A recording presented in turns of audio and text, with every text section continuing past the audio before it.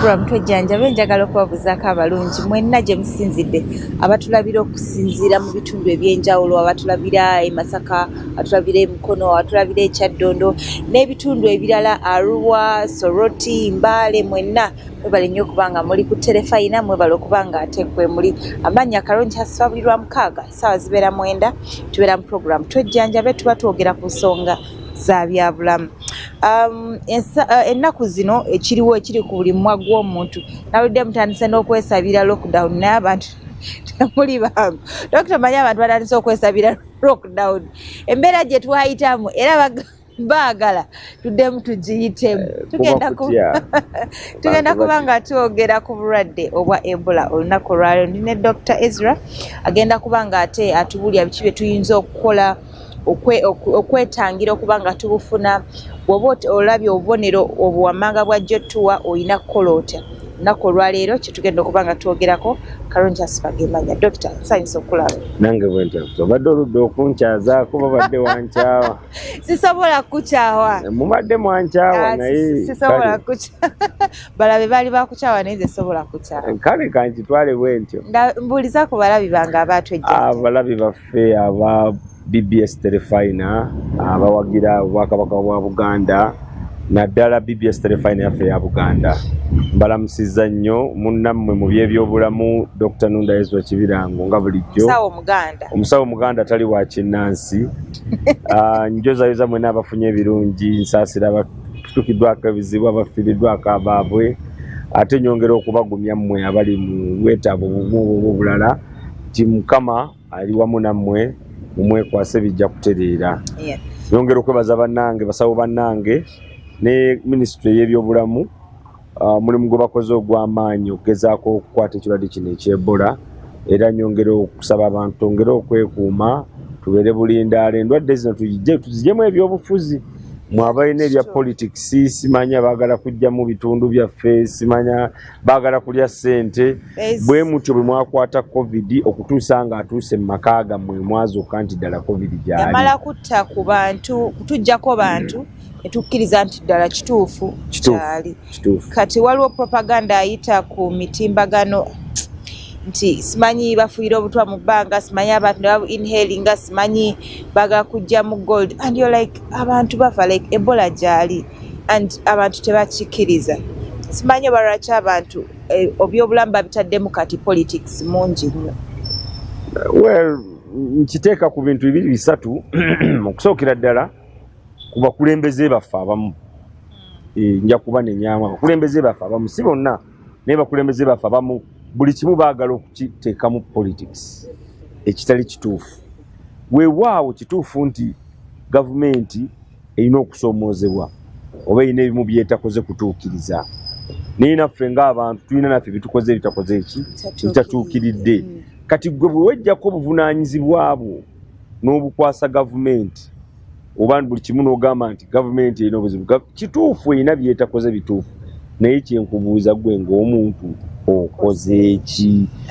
Eŋŋombo ya gavumenti etuyambe gavumenti kino gavumenti kiri kituufu ekuvunaanyizibwako naye yagala gavumenti ejje kugambe nti naaba mu ngalo bw'ova mu ttooyo naaba mu ngalo n'essabbu nti weetaaga kabuyonjo ewaka ate abamu tebaziina bagenda mu nsiko nti bw'olwala kakati onoemu ebintu ebineewuunyisa ne bakugamba nti bw'ofuna omusujja omanyi nti obulwadde bw'Ebola weebuli bw'ofuna omusujja okulumizibwa mu mimiro obulumi mu nnyama genda mu ddwaliro bakkebere naye gwe ekisooka bakologa n'ogenda ew'omusawo Muganda n'atakuwonya n'ogendako mu kaklinikiki akasooka akookubiri akookusatu kyokka mumanyi omuntu ono alina obulwadde buno mumanyi nti Ebola gyali era olina gavumenti ejje kusitula ekutwale mu ddwaliro. Nedda bannange. Yes, Ebola tumuwuliddeko mbadde nsaba onsiigire ekifaananyi ekituufu Ebola kyeki? Ebola luli twali tukiyita Ebola hemorrhagic fever naye ne tukyusa ne tugamba Ebola virus disease lwa nsonga nti hemorrhagic fever oba omusujja oguleeta okuvaamu omusaayi mulimu ebika ebirala bingi baganda b'Ebola nga Marburg.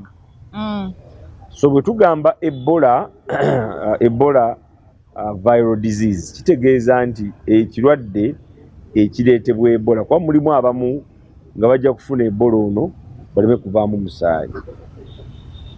Bw'ogamba hemorrhagic disease kyokka ogamba nti buli omu alina okuvaamu omusaayi bw'atya nga tavuddeemu musaayi yeetaba Ebola. So tekugamba Ebola viral disease nti kirwadde ekireetebwa akawuka ka Ebola virus eyo eyina baganda baayo nga Marburg era eva mu kika kye tuyita filovirus o filoviride gy'eringanga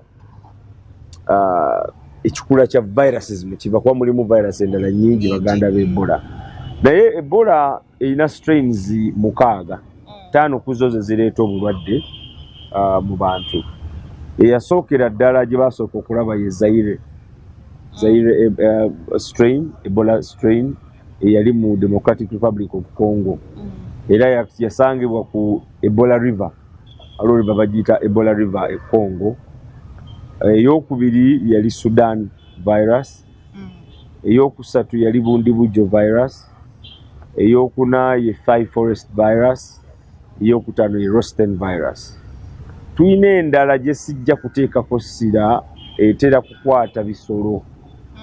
Ebisolo ng'embizzi, ente, embogo, embuzi, enkima, ebisolo bwe bityo. Ebikwata naye tetera kuleeta bulwadde mu bantu. Ebola ono akawuka tekalwaza bantu okuggyako nga keekyusizza. Nja kuzzaayooko ku coronavirus. Virus yali erwaza bisolo. Olw'okuba waliwo ekyakyuka ku virus eno neefuna obusobozi okulwaza ki abantu. So eyo virus teyina receptor mu mubiri gwaffe. Receptor kye kitunuulira akawuka kano ka virus ng'ekisumuluzo, receptor gwe munyolo. Nti bw'ebanga olina omunyolo ogufiitinga ekisumuluzo kino kijja kukwata kikole kiyingire. So eyo virus ey'omukaaga teyina munyolo ku mubiri gwaffe. Strain gye tusinga okweraliikirira ye Zaire kubanga yo mbi nnyo nti kitwandise case fatality oba abantu abakwatibwa ne bafa bakunukkiriza wakati w'ebitundu 5 ku buli 100 ku 10 ku buli 100. Ye yasinga okuleeta outbreak ekyasinze okubeera ennene ey'Ebola e Zaire eyatwala kumpi abantu 1,400. That was the biggest Ebola outbreak twali tulabyeko. Eyokubiri era y'emu eyaleeta outbreak mu West Africa. Eya Zaire yali mu 2002 awo ndowooza. Eya West Africa eya Liberia ne Guinea n'ensi endala ezaali zeetoolodde yali ya 2014 ne 2016. Waliwo endala eyaliwo 2017 ne 2020 think yali ya West Africa. So outbreak zino tuzze tuziraba nga zijja but gye tusinga okweraliikirira ye Zaire ne tuddako ye Sudan. Ekirwadde kino kyekuusaako bakyefaananiza nga kitandika nga endwadde endala nga malaria. Ensonga lwaki kiteekako nnyo essira kaakati singa tuba tufunye outbreak ng'eyo. Mu lupimpimpi kyenyinza okunnyonnyolerako nti oyo Ebola virus kirwadde kireetebwa virus eyo bw'eyingira omubiri strain ez'5 kati gye tulina wano e Uganda ye Sudan virus. Ye Sudan strain gye tulina. Ate abantu batandika okusosola abantu baffe Sudan. Manyi abantu baffe bazibu. Kokyogedde ayinza omulala n'agaaho abo kati bwe buzibu. Dokita tuneeminga virus zino okusinziira ku nsi mwe baasooka okugiraba. Yensonga lwaki tugezaako okukyusa engeri gye tuneeminga ebintu bino. Okugeza bwe twali tuneeminga COVID-19 twali tugiyita ani Wuhan virus. Olw'okuba yali evaawa mu Wuhan. Olw'okuba kati tuli sensitive nnyo mu kusosola. Kireeta okusosola bagamba nti virus mugigambye yeewaffe mutusosodde. So unfortunately virus zino tetusobola kuzikyusa mannya kubanga baziwa amanya bazituuma amanya bazituuma okusinziira ku bifo mwe bakola ki mwe basooka okubitali naffe Uganda tulina bundi bujjo strain. Dr. Bubonero ki bw'ogamba nti omuntu kino ne kino ne kino bw'oba okirabye tobandaala totuula oba togenda mu ka drug shop kufuna ddagala? Ebola virus disease erina stage 3.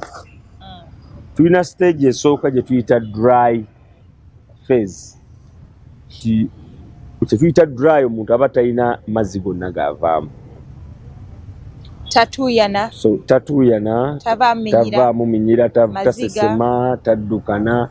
So stage eyo esooka eri wakati w'ennaku 2 n'ennaku 21. Omuntu atandika n'omusujja ogw'amaanyi ate gutandika mulundi gumu.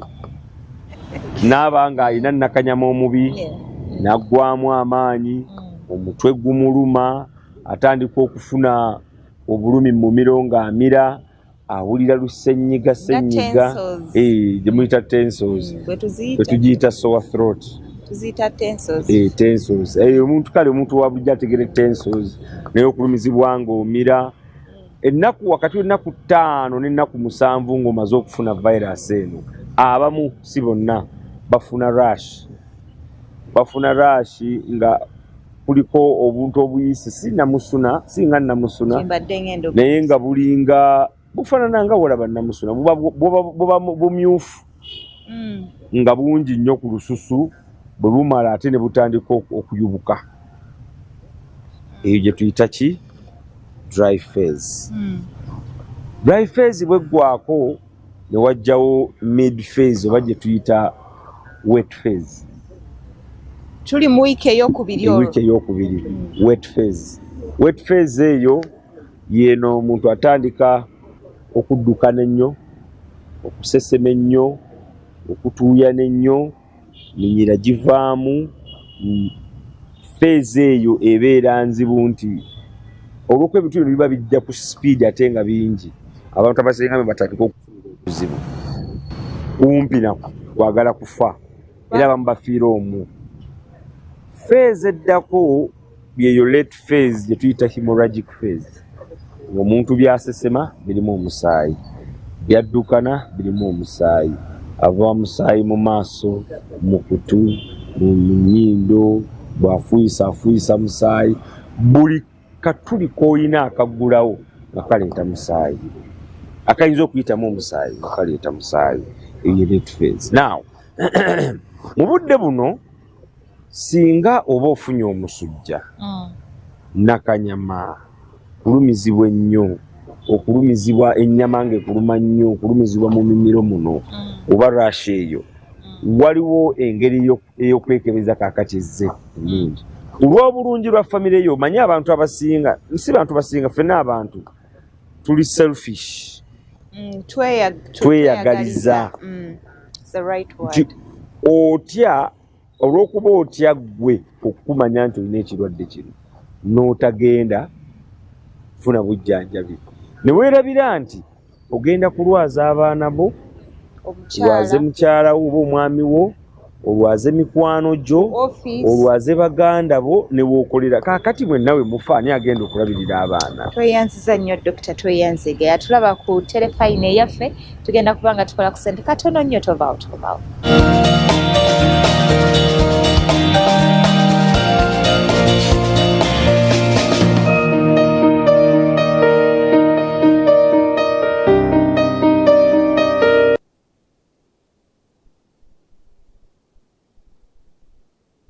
Girl, it's time to say yes. Say yes to the new look of confident mornings, of standing out of the crowd. Say yes to looking good and feeling great too in 3 simple steps. Relax, set, glow. With the new look Radiant Relaxer infused with argan oil and aloe vera ingredients that gives you stronger, silkier, thicker hair. Radiant. Look good. Feel great. Radiant is a brand of Morvit products. So, ndi wano kubategeeza nti MTN Kampala Marathon ekomyewo. Era nga ku mulundi guno tudduka ku lw'abaana ba bebi.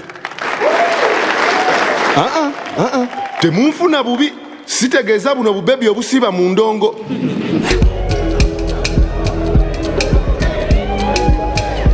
No. Ate era sitegeeza bino bibebi ebirya ssente.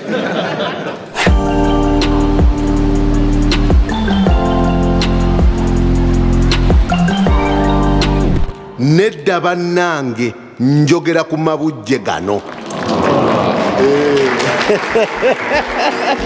Wegatte emisinde gya MTN Kampala Marathon eginaabawo nga 20/11/2022. Okwewandiisa nyiga *M6577# oba kozesa Momo app.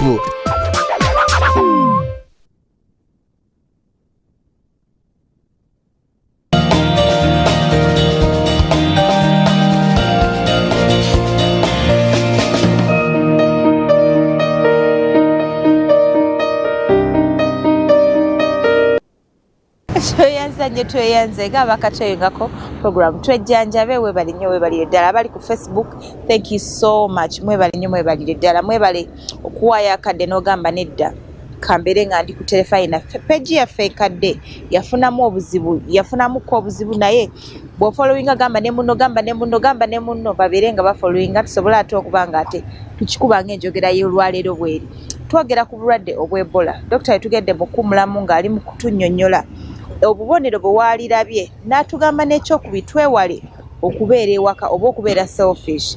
N'ekirala abantu baffe kye mulina nti mwagala nnyo okwejjanjaba because otegedde omusujja gukuluma olina empekeze wamirakokko edda ezaakuwonya n'ogamba koddemu ozimire olowooza nti ojja kuwona. Dokita byonna byonna abadde abidiscouraginga. Dokita tugende mu kumulamu ng'oyogedde ku ky'okubeera selfish. Obubonero bwebwo oba waliwo obulala? Bw'olaba obubonero buno obusooka ngamba nnyo nti it's better to be safe than sorry. Kuba bw'olwaza omwana kiba kiwedde, tomanyi oba anaawona oba taawone, kiba kya Katonda kati kusalawo. Ate ekirala ekirungi sikale sijaga nti kirungi naye ekirala ekiri ku virus eno ekitaalinga ku kirwadde nga COVID nti okifuna with contact. Kyakubiri osobola kusiiga ng'olwadde ebiringa COVID nti omuntu ayinza okuba nga talina kabonero konna naye ng'akola asiiga Ebola. So bw'ofuna ekirwadde kino waliwo kati enkebera eriwo, waliwo rapid tests zetwakozesanga mu COVID n'omanya nti nina sirina. Mbadde nteesa nti bw'ofuna ekirwadde ekyo ogende mu ddwaliro eddene bakukebere omanye bw'oyimiridde, kubanga kikulu nnyo gwe oleme kulwaza bafamireyo naawe. Kesi zonna zetulabye kaakati ennaku zino, nja kukuwa example y'omwami gwe baasooka okulaba ow'e Kasanda. Yalwala n'agenda mu klinika eyasooka, bamutwala ew'omusawo omuganda mu ssabo, n'avaayo n'agenda mu klinika ey'okubiri, n'avaayo n'adda ewaka, awo n'asiiga, n'avaawo n'ajja e Kampala, gye yamala n'akola ki? N'afiira. Abantu abo bonna b'oyiseemu bonna ogenda kubalwaza, nabo we balwala bagenda kulwaza ki abalala. Dokita kankubuuzayo kino ekibuuzo, waliwo abantu abagereesa, kankuyite nti kugereesa, nti bw'obeera ng'olina blood group O, olimu ebirwadde ebitakusumbuwa ng'olina blood group O+, era bwe tuba twogane ku ndwadde endala ng'akawuka ka mukenenya oli aganza omusaayi gwange baŋŋamba gw'amaanyi. Kituufu ki ekiriwo ku blood group O ne zino endwadde ezijja zitawaanya abantu? Ekyo mu lufuutifuuti ffe tukiyita myth. Tekiriiyo.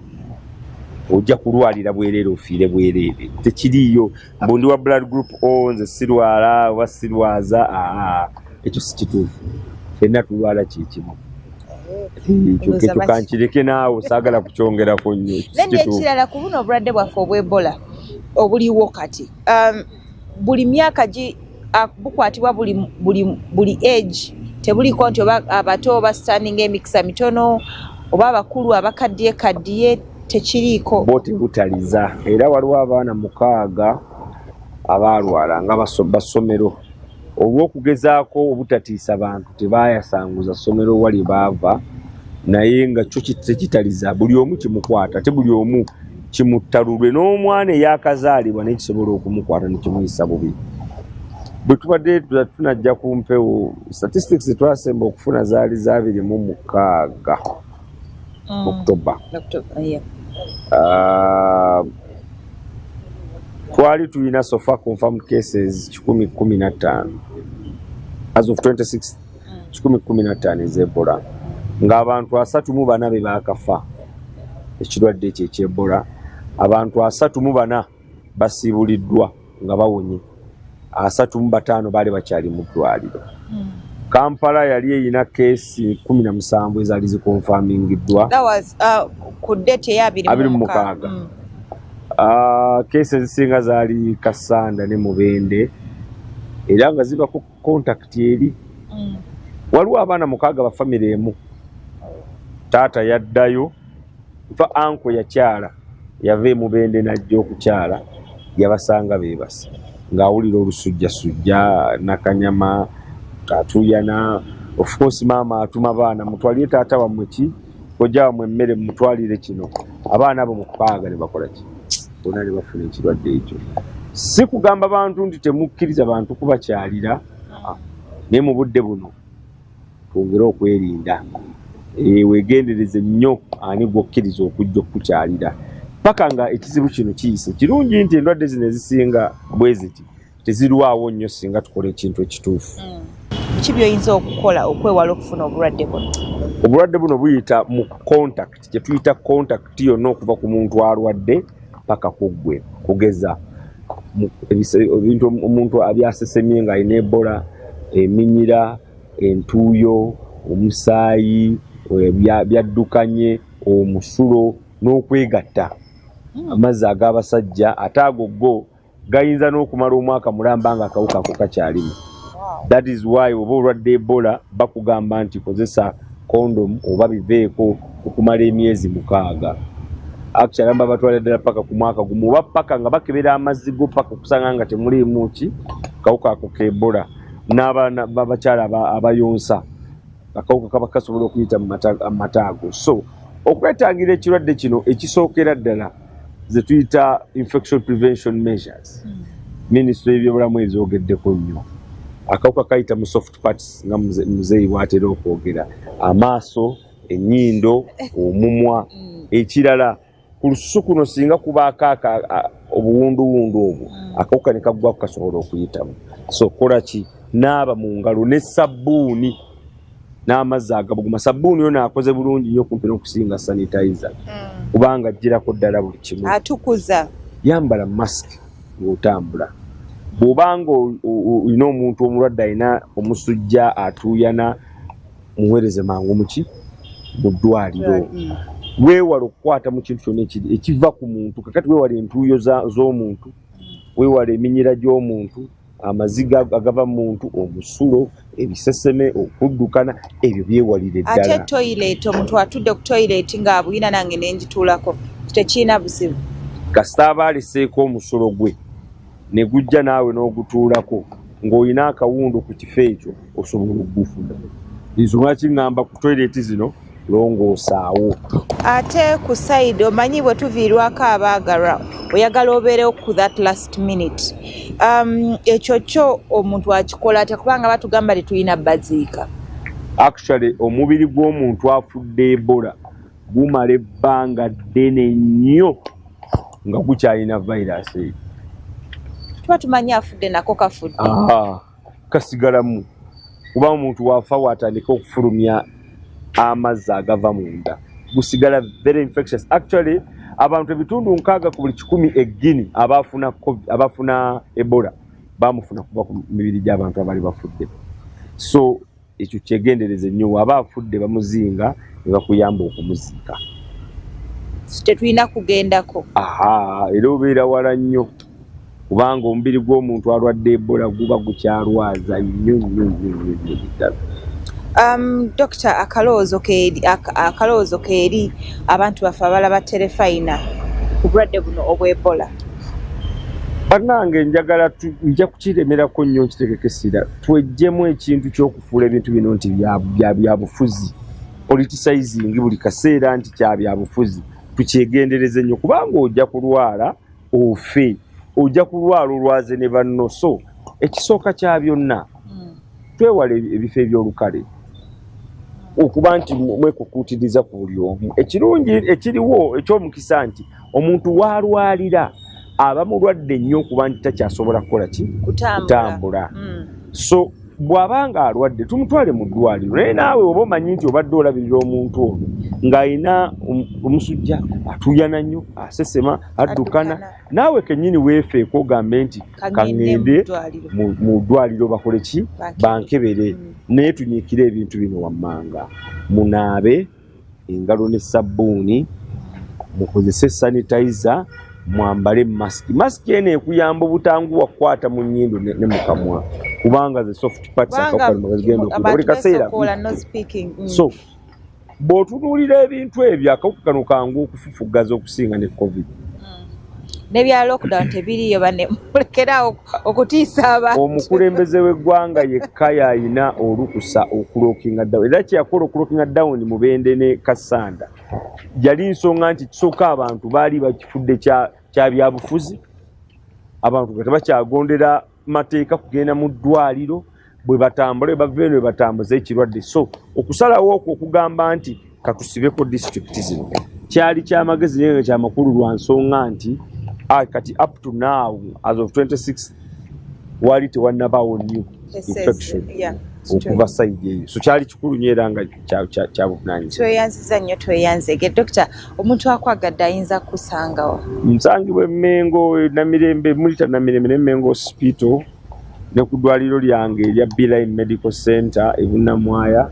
naye neetaaze kusimu mbeerako noti 776 noti 777 nya 14 oba noti 7 noti nya noti 777 nya 14 mbaagala nnyo mwekuume mwongere okuweereza n'okuwagira Obwakabaka bwa Buganda ntumira bazadde bange bonna bajjajja bange bamaama bassenga bakojja omukyala wange abaana bange mikwano gyange nyongera okwebaza abasawo bannange mu ggwanga lyonna omulimu gwe tukoze ogw'amaanyi mu mbeera eno enzibu ate ntugenda mu buzibu obwo mwebale nnyo mwebale ddala ne bannaffe abaafa abasawo Mukama abawumuze mirembe family azigumye mbaagala nnyo ayi Katonda ayongere okukuuma Masomoji Bene amuwangazi amina tweyanziza nnyo tweyanzega abadde batulabira yonna gye musinzidde tweyanziza nnyo tweyanze kansubire mulina kye muyizeemu omusawo bw'oba omwetaaze namba zizi wansi ezibadde ziyitawo bw'oba tosobodde kubanga ozifuna osobola okujja ku Masengere ne mukutuusaako tujja kubanga ate tweyongera okumufuna nga twogera ku nsonga endala wiikendi tonywa n'ovuga nkwegayiridde omulungi ali omuntu oba tomwesiga nga tomumanyi mugende mubakebere ate mukozese protection muyambeko bannaffe abalina akawuka kana abawangana n'akawuka okubanga bamira eddaga tetubasosola tubeere nga tubazaamu amaanyi tugenda kubanga tusukawo Mukama Katonda wangaza Masomoji Musota mwerabe